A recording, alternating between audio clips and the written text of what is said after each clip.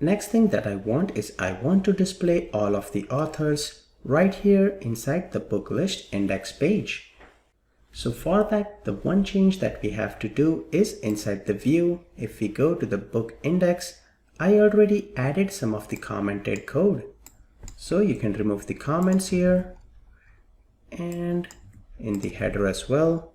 So based on that, what it checks is inside the item, we already have a collection of book authors. If in there any entity exists, it will display the full name. If you just save this, go back and refresh, it will be all empty. This will throw an error message right now because book authors is null. So we need to change that and we need to assign the values there. So let's do that. Let's stop the application here after we uncomment this and let's go to our book controller. We'll have to go to the index action right here.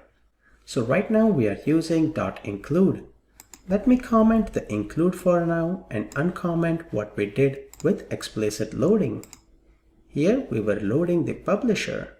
Now we still need the list, so let me just copy this and paste it right here, but we'll remove the .include. There we go. So we are loading the object list and we are adding all the publishers. How about we do the same for all of the book authors? What do we have to do for that? Let me open up the book model for that first. So we'll go down to the models and we have the book model.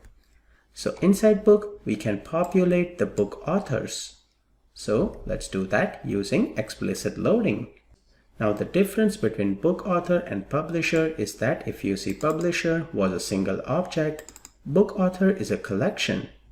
So for that, you will not be using .reference. We can copy this and paste it here. But on the entry method, we have the collection method in which we just need to pass book authors. And then .load will load all of the book authors. Even if we load book authors, we cannot display the author name. Because in order to display the author name, we will have to go inside book author and we will have to load the author object in there.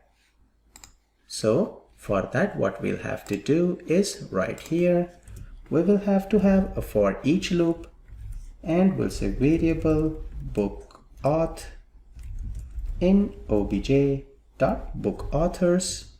For each of the book authors, we will again need a reference. And that is because the author object that we have to load is a single entity. So we will use reference and this will be book auth. And right here, we will be loading author. Once you do that, let's run our application one more time. And before we even go to the view, let's examine what is there in the list here. So let's run the application and come back on the book here. Let's examine the book list. We have 6 objects. In here, the second one here, you can see we do not have any book authors, count is 0. Let's take a look at this one. There are 3 book authors populated. In there, if you see the author object is also populated, so we can use the full name from those. So you can see how right here we are having multi-hierarchy loading of object. If you want, take a moment and analyze on what we just did here before you continue with this video. That being said, if you continue here, right here, you will see all of the authors that are associated. You can go to the authors here, you can remove association, you can go back, continue, and then you see the authors are associated accordingly. So with this, we are using explicit loading. Let's continue with this one in the next video.